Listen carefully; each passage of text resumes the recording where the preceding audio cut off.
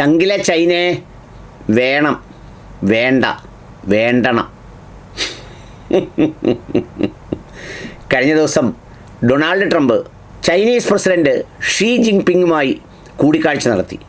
വലിയ കൊട്ടിഘോഷിച്ച കൂടിക്കാഴ്ചയാണ്. ഏപ്രിൽ ഒരുമിച്ച് കാണാമെന്ന് തീരുമാനിച്ചിട്ട് പിന്നീട് അത് മാറ്റിവെച്ച് മറ്റൊരു ദിവസത്തേക്കാക്കിയാണ് കഴിഞ്ഞ ദിവസം കൂടിക്കാഴ്ച നടന്നത്. ആ കൂടിക്കാഴ്ചയിൽ നമ്മുടെ മച്ചമ്പിയുടെ പ്രതികരണത്തെക്കുറിച്ചാണ് എനിക്ക് ചിരി വന്നു പോയത്. വേറൊന്നുമല്ല, മച്ചമ്പി അങ്ങ് ബീജിങ്ങിൽ ചെന്ന് ചർച്ചയുടെ ആദ്യത്തെ ഘട്ടത്തിൽ തന്നെ സ്ട്രെയ്റ്റ് ഓഫ് ഹോർമുസ് തുറക്കുന്നതിന് ചൈനയുടെ സഹായം വേണം, നിങ്ങൾ ഇറാനോട് അഭ്യർത്ഥിക്കണം, അത് തുറന്നു തന്നെ കിടക്കണം എന്നൊക്കെ പറഞ്ഞ് അങ്ങോട്ട് വെടിപൊട്ടിച്ചു. ആ വാർത്ത അന്താരാഷ്ട്ര മാധ്യമങ്ങളൊക്കെ ചർച്ചയാക്കി. ആ ചർച്ച കത്തിപ്പിടിച്ച് വന്നപ്പോഴാണ് ഇപ്പറഞ്ഞതൊരു പൊട്ടത്തരമാണെന്ന് അങ്ങ് അമേരിക്കയിലിരിക്കുന്ന നമ്മുടെ വിദേശകാര്യ സെക്രട്ടറിക്കും അതുപോലുള്ളവർക്കുമൊക്കെ തോന്നിയത്. അവിടെ നിന്ന് ഉടൻ പ്രസ്താവന വന്നു, ഞങ്ങൾക്ക് സ്ട്രെയ്റ്റ് ഓഫ് ഹോർമുസ് തുറക്കുന്നതിന് ചൈനയുടെ സഹായം വേണ്ട, അങ്ങനെ ചൈനയുടെ സഹായം ഞങ്ങൾക്ക് ആവശ്യമില്ല.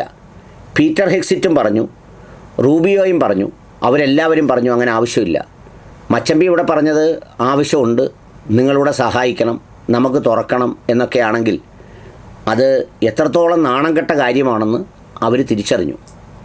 നാണവും മണവും ഒന്നും അറിയാത്ത ട്രംപിനെ സംബന്ധിച്ചിടത്തോളം ഇതൊന്നും വിഷയമല്ലായിരുന്നു. പക്ഷേ അത് നിഷേധിച്ചതോടുകൂടി അങ്ങനെ വാർത്ത വരാൻ തുടങ്ങി. അപ്പോഴും മച്ചമ്പി എവിടെയാണ്? ചൈനയിൽ തന്നെയാണ്. പിന്നിപ്പോൾ അവസാനം അതിനൊരു വയാ മീഡിയ കണ്ടെത്തി. അതായത് സ്ട്രെയ്റ്റ് ഓഫ് ഹോർമുസ് തുറക്കാൻ സഹായിക്കാം, ശാശ്വതമായി തുറന്നിടാൻ സഹായിക്കാമെന്ന് ആര് പറഞ്ഞു? ചൈന പറഞ്ഞത്രേ. അപ്പോൾ ചോദിച്ചൊന്നുമില്ല, തന്നതാണ്. എങ്ങനെ തന്നു?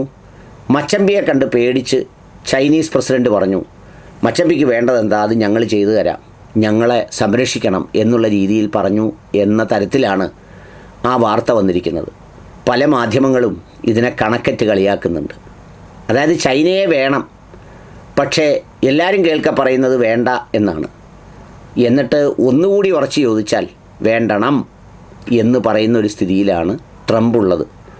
ഇപ്പം ചർച്ച മുഴുവൻ സ്ട്രെയ്റ്റ് ഓഫ് ഹോർമുസ് തുറക്കുന്ന വിഷയത്തിലാണ്. അപ്പോൾ അത് യുദ്ധത്തിന് മുമ്പ് എങ്ങനെയായിരുന്നു? നല്ലപോലെ തുറന്നു കിടന്നതായിരുന്നു.